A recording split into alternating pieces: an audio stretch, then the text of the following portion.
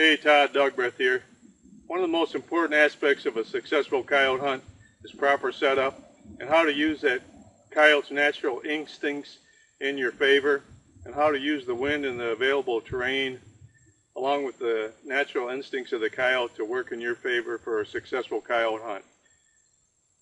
I decided the easiest way to do this is to draw a diagram of an actual setup that I did, and it was successful, and I'm going to show you some of the reasons why I chose to position my stand in this area and what my thoughts were before I started calling. Now this, just to give you some idea, this was our approach. This was actually, this trail you see here is a horse path, a horse riding trail, and we approached from this direction here. The wind was over here to the left, blowing to the right. Not a very strong wind. This is a very cold January morning. Lots of snow on the ground. And one of the reasons that we chose this area is because a snowmobile had gone down the horse trail and packed the snow down along through here back into the woods. Knowing that coyotes are naturally lazy and like to use easy travel routes, and the snow was actually just up past our knees, so it was pretty deep. So we quietly moved our way into position here, and behind us were some tall grass and some trees, and I positioned my wingman over here, and his job was to watch this area down this tree line here. Now this tree line was pretty thick. We really couldn't see in there at all, but his job was to watch this tree line just in case a coyote popped out anywhere along in here. Now this field was pretty much snow covered, except it had some patches of some taller grass that were sticking up through here. This distance from here to here was approximately 80 yards. Now my position, I backed myself up to some thick pines down and through here. Now we had walked in this way and turned down here, and with the wind blowing in this direction, I really didn't think a coyote would come out anywhere back in here, because we just blew our scent into this area as we approached. So I set myself up here to do the calling, and the reason I chose this spot here is I know that coyote almost always, now there's some exceptions, but almost always they try to circle themselves downwind of the sound. They want to confirm with their nose especially, but their nose and their eyesight, what their ears are hearing. So when I set up here, these were my thoughts. A coyote, and this trail continued on down through here. It got a lot narrow, and it continued down here through the thick woods.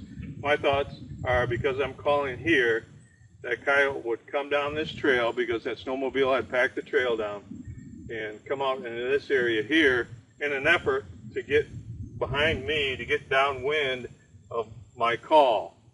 So about 20 minutes into the stand, sure enough, Mr. Coyote pops out down here, walking down this horse trail that's been packed down by a snowmobile, and guess what he does? He comes out. Now this is some grass here, not thick enough that I can't see through it, and not thick enough that I can't shoot through it.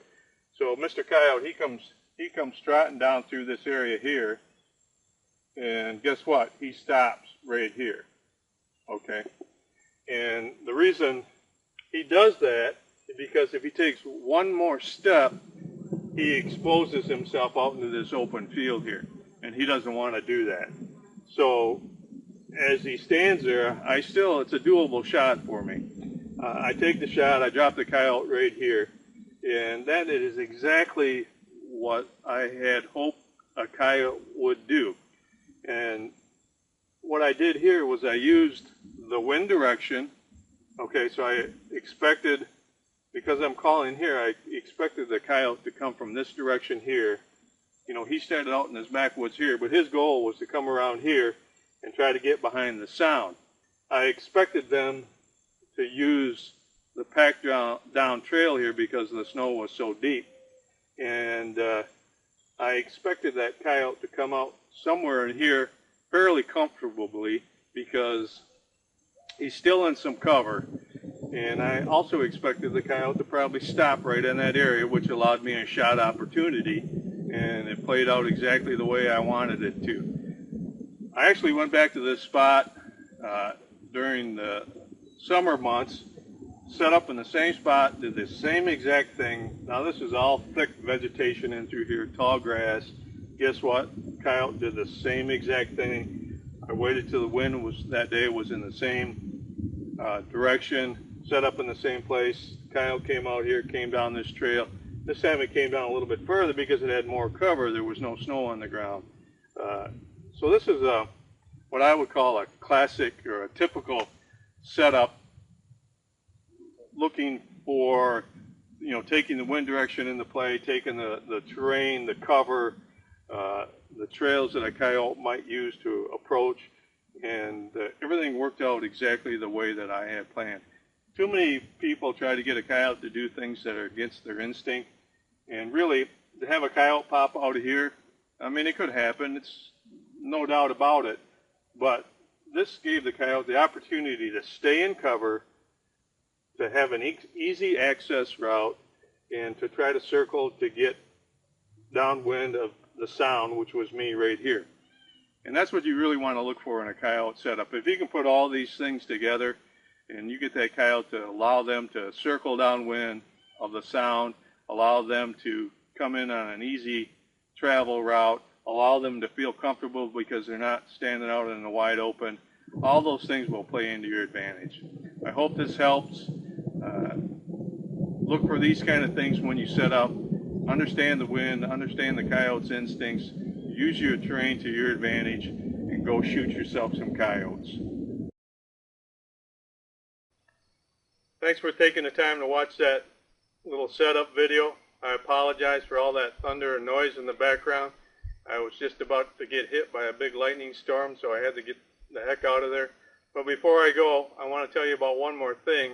I'm just putting the finishing touches on a book that's going to be out this September. You'll see it here on the right. It's called Eastern Coyote Hunting Success Secrets. And in the book, I talk about a lot of things that I think will make a huge difference in your success ratio if you're an Eastern Coyote hunter or you spend a lot of time in the thick stuff. So watch for that book this September. And once again, thanks for watching the setup video. I hope it helps you out a little bit in your setups, and I hope that it helps you go out and shoot some more coyotes.